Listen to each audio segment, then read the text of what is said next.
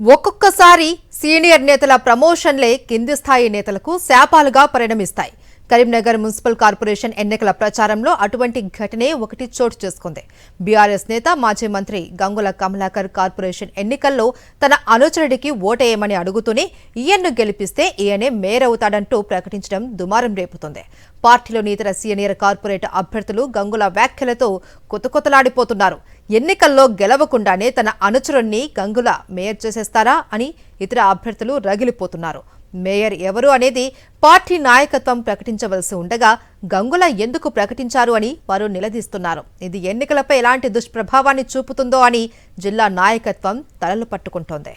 Karimnagar municipal corporation ఎన్నికల నేపథ్యంలో BRS నేతలు భారీ ర్యాలీ నిర్వహించారు. ఈ ఎన్నికల్లో 21-47 డివిజన్లలో బీఆర్ఎస్ తరపున చల్లా హరిశంకర్, అతని భార్య మాజీ డిప్యూటీ మేయర్ స్వరూపరాణి బరిలో ఉన్నారు. ర్యాలీ అనంతరం ఈ ఇద్దరిని గెలిపించాలంటూ మాజీ మంత్రి గంగుల కమలాకర్ ప్రజలకు పిలుపునిచ్చారు.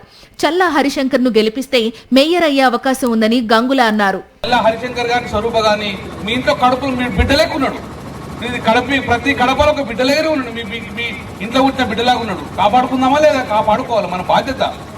ఈ రోజు ఆయన డిప్యూటీ మేయర్ కార్పొరేటర్ కాబట్టి మీకు ఎలాంటి ఇబ్బంది జరగలేదు, అన్ని ఆయన చూసుకున్నాడు.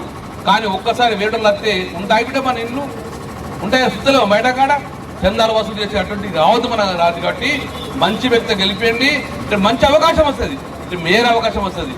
ఎవరు మేయర్ అభ్యర్థో పార్టీ వర్కింగ్ ప్రెసిడెంట్ కేటీఆర్ ప్రకటించాలి.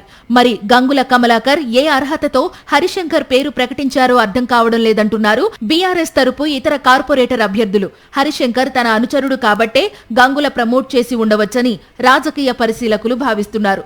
గంగుల వ్యాఖ్యలు హరిశంకర్లో ఉత్సాహం నింపవచ్చు, కానీ మిగతా అభ్యర్థుల్లో నిరాశను రగిల్చే అవకాశం లేకపోలేదని వారంటున్నారు. దీని ప్రభావం ఎన్నికలపై పడకుండా జాగ్రత్తలు తీసుకోవాలని పార్టీలో సీనియర్లు సూచిస్తున్నారు.